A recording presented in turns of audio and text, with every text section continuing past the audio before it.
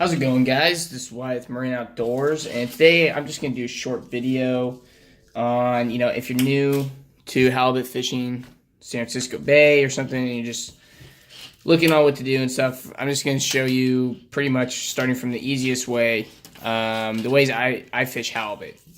So the easiest way is drifting live bait, okay? And you can even drift tray bait. I actually got my keeper last time I went out on tray bait herring. So even if your bait dies or something like that, you're totally fine. And pretty much the setup is just this. 3-way swivel, all right, real easy. About 12 inches of line below that and a snap for your weight. I would do like, 12, 14, 16 inches, something of that nature. And then and then off of that, another line here, about 2 feet, and you're going to do a sliding snell knot here on a 1/0 hook, and then I use a number 6 treble. I drift a lot of live anchovy, so that's why I use the number 6 treble. It's a little bit smaller, in case the anchovies are small, and it gets down into the fish more. I've had more fish stay on that. Now, if I can, I'll try to get some jack smelt or something like that. And with that being said, depending on how big it is, I'll usually keep the 1/0 on there, but I'll size up the treble hook on it because the fish is a little bit bigger. I'm most likely going to get a larger halibut on it. So I carry rigs with both size trebles on it. Also, if you have it just laying around, you can just use a regular live bait rig. If you do that, make sure to hook the 1/0 into the back of the fish instead of in through the nose.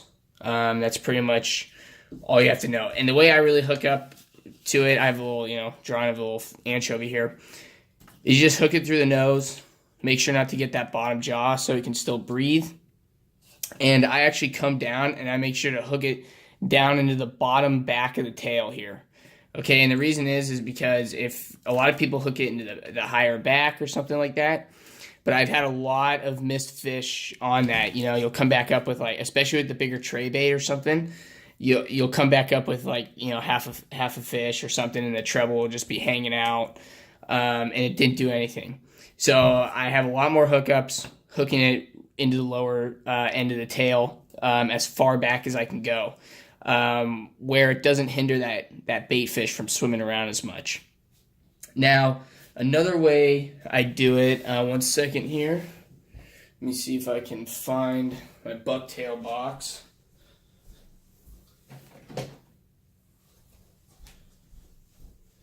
The other way is bucktailing. I've caught a few fish on that. You can see here, this one's pretty beat up here. Now, usually you can just get a 1-ounce bucktail, and then I tip this with a bulk grub or something like that. And then above that, just put another 1/0 hook on a leader, and you put a gulp shrimp or something like that. And you can drift this and just jig off the bottom.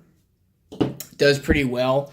And if the tide's really ripping, what you can do is you can make up a leader where you have a drift ball at the end. Then your bucktail, I would size down the bucktail, to like a 1/2 ounce or 1/4 ounce bucktail if you're using the drift ball method. And then also have the 1/0 above that. Tip it with gulp, something like that, and just drag that across the bottom. And you get a good amount of fish. Now, you're going to get a lot more shorts with that technique, just because, bucktails are smaller and stuff like that, and you're not drifting larger bait, just the way it is. Now, you can also do the same thing with swim baits. Get my swim baits here. And what people usually do is they usually get a torpedo weight. And then above that torpedo weight, they have a swim bait. And you're pretty much drop shotting. Okay, it's a drop shot rig.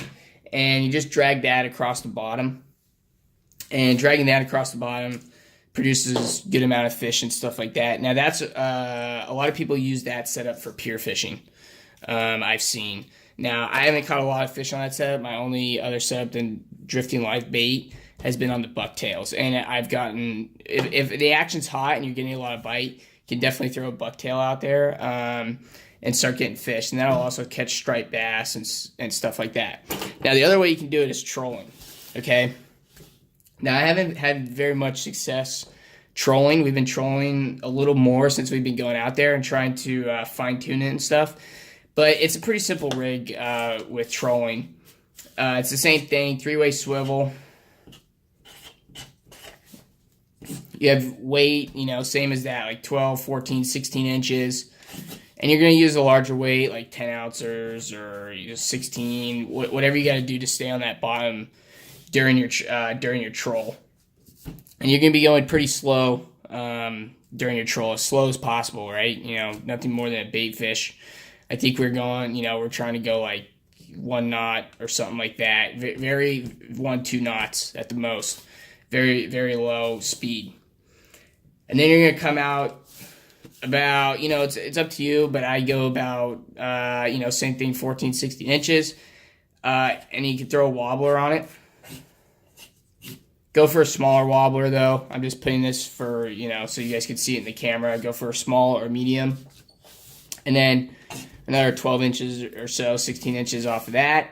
And you can have your bait. Now, you can do the same, you know, treble hook setup and troll that way. That's totally fine. Or you can, you know, you can put, you know, one of those heads on, you know, whatever you guys want to do to throw your bait on.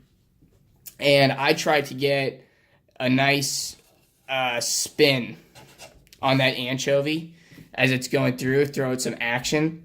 That's just, you know, that's the way I've been taught how to troll and stuff like that. But like I said, I grew up on party boats and everything. My dad was a deckhand, so I drifted live bait, and I still do. That's where I get most of my action.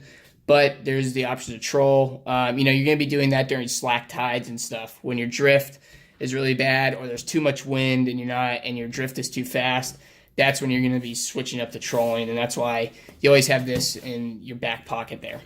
But anyways, guys, I hope this video helped out. If you guys have any questions, leave it in the comments. I will definitely answer.